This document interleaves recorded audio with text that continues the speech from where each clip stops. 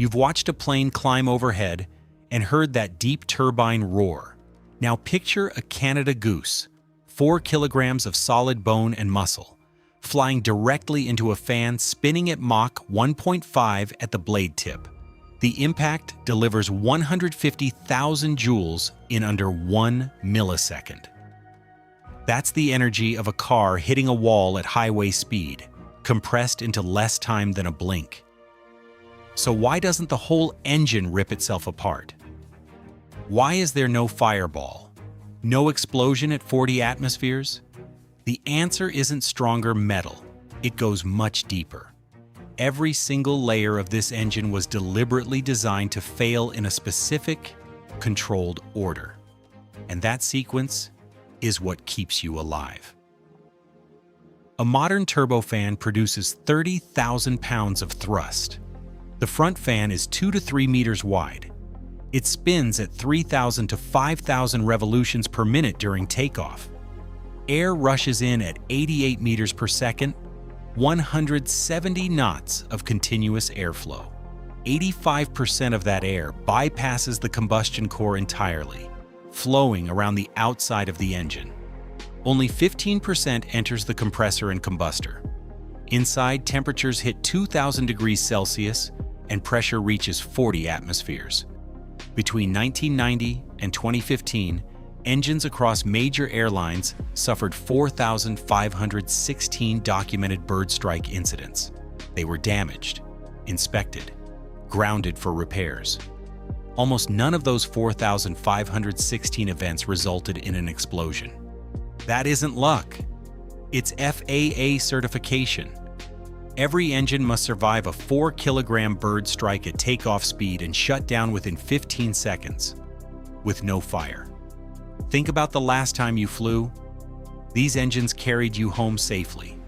That outcome was engineered and certified before you ever stepped on board. Every runway you've seen has birds circling near it right now. Wildlife control works around the clock. And still, birds get through. The engine under that wing was built to swallow them and keep flying. Let's open it up, layer by layer. It starts at the fan, the first thing a bird contacts. The fan carries 18 to 36 titanium blades.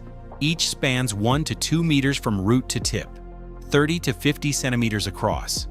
Each blade is individually forged from Ty6Al4V titanium alloy. Yield strength 900 megapascals, roughly twice the strength of structural steel. But the blade edge isn't sharp, it's intentionally blunt, a 5 to 10 millimeter leading edge radius. A sharp edge would transfer vibration energy directly through the blade root into the disc. A blunt edge distributes impact force across a wide contact area simultaneously, exceeding 200 megapascals. The bird doesn't get cut, it gets shattered, fragmented into pieces under 100 grams each, all within 1 millisecond. Now the geometry takes over.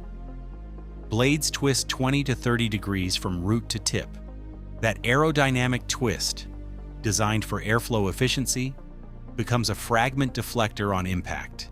It redirects 80% of the bird outward, into the bypass duct and away from the core. Think about that number. 80% of everything that enters the front of this engine never touches the hot section. But here's where most people get it completely wrong. They assume the blades slice through a bird, cleanly, like a knife through meat. They don't slice, they shatter the bird on contact. That blunt edge delivers force over a wide surface area simultaneously, and the sheer stress alone causes the bird to explode on impact. Now fragments are moving at high velocity. 20% enter the core, where they immediately hit 3 to 5 low-pressure compressor stages. Those stages spin at 10,000 revolutions per minute. Fix stator vanes slow and redirect the debris stage by stage. Fragment velocity drops to around 100 meters per second. Behind that sit 8 to 12 high-pressure compressor stages, made from Inconel 718 nickel superalloy, which holds its properties at 700 degrees Celsius. They compress incoming air to a 30-to-1 pressure ratio. Bird fragments almost never reach the high-pressure stages. The fan and low-pressure compressor have already handled it. Here's what engineers find genuinely elegant about this. Even if fragments reach the combustor, they don't ignite the fuel. The combustor moves 500 kilograms of air per second. That dilutes any organic material almost instantly. It vaporizes. There is no detonation. But here's where it gets genuinely dangerous. The real threat isn't the bird. It's the blade the bird just damaged. A single bent blade spinning at 3,000 revolutions per minute creates massive rotational imbalance. Vibration spikes to 0.5 millimeter. The engine shakes hard. And if that blade breaks free under those loads, it weighs 10 to 20 kilograms of dense titanium. That blade leaves the disc at 400 meters per second, faster than a rifle bullet. At that speed, it would punch straight through the fuselage. That's where the containment case earns its place. An aluminum or steel cylinder wound tightly in Kevlar, 20 to 50 plies thick, with a diameter of 2 to 3 meters. That case absorbs 10 to 20 megajoules in milliseconds. It deforms up to 10 centimeters inward. But there is no breach. Here's a misconception most people carry. They assume bigger birds are more dangerous. The physics disagrees. Speed matters far more than mass. A bird 20% faster delivers 44% more energy. Kinetic energy scales with velocity squared, not mass. A small bird at high speed hits harder than a large goose at low speed. That's why the FAA test now simulates 250 knots at altitude. And this is what most people miss. After a strike, the engine isn't designed to stop. It's designed to keep running. Thrust drops 25%. 5. The FADEC computer detects the imbalance and adjusts fuel flow within milliseconds. It cuts delivery by 15 to 20%. The engine holds 75% thrust for 2 full minutes. 22,500 pounds of force, still enough to climb. Then it runs for 20 more minutes at idle power. That gives the crew time to return and land. The engine degrades slowly, failing deliberately, exactly as designed. Here's what surprises almost everyone. Engineers don't just simulate bird strikes. They physically fire dead birds at running engines. Chickens and ducks loaded into high-pressure air cannons, fired at exact takeoff speeds, filmed with high-speed cameras. The test always targets 50% blade span, because that's exactly where the blade resonates most strongly at takeoff RPM. That mid-span location is the weakest dynamic point on the entire fan. If the engine survives a strike there, it survives anywhere. Here's the design detail that sharpens the picture. Modern engines use blisks, blade and disc machined as a single piece of metal. That eliminates over 500 individual dovetail joint connections per fan stage. It cuts debris trapping points by 90%. Not a small improvement, a fundamental rethinking of the fan. But the blisk brings a serious trade-off. A damaged blade can't be replaced in the field. The entire disc comes off the engine. That costs millions and weeks of maintenance. Now for the test that pushes everything to its limit. Multi-bird ingestion tests require at least one bird to enter the core. The engine must still fly for 20 minutes after that. The fuel control logic deliberately ignores compressor surge during a bird strike. It prevents the engine from shutting itself down when it can still fly. Vibration spikes to 0.5 millimeter. But precision dampers absorb 99% of that energy. No cascade failure. Each layer stops the damage before it reaches the next. But almost nobody knows what happens when this system fails completely. January 15, 2009. U.S. Airways, Flight 1549 flew directly into a dense flock of Canada geese at 2,900 feet. Two 4-kilogram birds entered each engine simultaneously. Both CFM56 fans were destroyed almost instantly. not from explosion, but from catastrophic blade loss and vibration. Dynamic loads reached 30,000 pounds of force on each engine mount. 2 of 3 titanium struts on each mount failed simultaneously. One held. That single strut kept the engine attached to the wing. If it hadn't, the engine would have torn free. Fuel lines severed.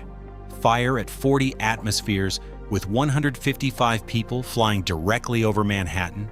That one redundant titanium strut saved every single life on board. After Hudson, the FAA added a climb condition test, 250 knots at 15,000 feet. That doubles the kinetic energy the engine must survive compared to standard takeoff testing. Most people assume large flocks always destroy any engine they enter, but multi-bird certification is now mandatory for every commercial turbofan. Engines must survive simultaneous impacts from multiple 1.3 kilogram birds and continue producing thrust. Hudson exposed the gap between what engineers had tested and what nature could deliver. Every engine flying today is safer because of it. People assume engines explode from bird strikes. The data shows 0 explosions across 4,516 documented incidents over 25 years. The FAA mandates no fire within 15 seconds, and that standard has held across every certified engine in commercial service. People think birds routinely enter the hot core. In reality, 80% stays in the bypass duct. Core ingestion is rare and instantly diluted by the airflow, and most people think it's the size of the bird that matters. It isn't. Velocity squared dominates the equation. Speed kills, not mass. A small, fast bird carries more destructive energy than a large, slow one, because kinetic energy scales with velocity squared, not weight. People think bird strikes force immediate emergency landings, but 75% thrust holds for 2 full minutes after impact. Then the engine runs at idle for 20 more, giving the crew everything they need to land safely. People assume sharper blades would help, but blunt edges shatter more effectively. The 5mm radius distributes force across the full contact area simultaneously. And despite the belief that modern engines can't handle flocks, multi-bird certification has been mandatory since 2009. Modern engines survive multiple simultaneous bird impacts. Hudson changed the certification forever. So here's where everything lands. A 4-kilogram goose hits titanium spinning at Mach 1.5. In 1 millisecond, blunt edges shatter it into fragments under 100 grams each. The blade's aerodynamic twist sends 80% of those fragments outward into the bypass duct, away from everything hot. The 20% that enters the core slows rapidly through successive compressor stages. And if a fan blade breaks free, a Kevlar wound containment case stops it completely. The FADEC adjusts fuel delivery within milliseconds and holds 75% thrust, enough to climb, enough to maneuver. Redundant titanium mounts keep the engine on the wing even when 2 of 3 struts have failed. Every layer of this system was engineered to fail in a specific, predetermined sequence. Not to prevent damage, to survive it. That jet climbing overhead right now, the one you hear but barely notice. Those engines aren't built to avoid birds. They're built to eat them and keep flying. That's not brute strength. That's decades of physics and hard lessons from real accidents, negotiating with biology at 500 miles an hour. But what happens when the thing hitting the engine doesn't weigh 4 kilograms, but 200?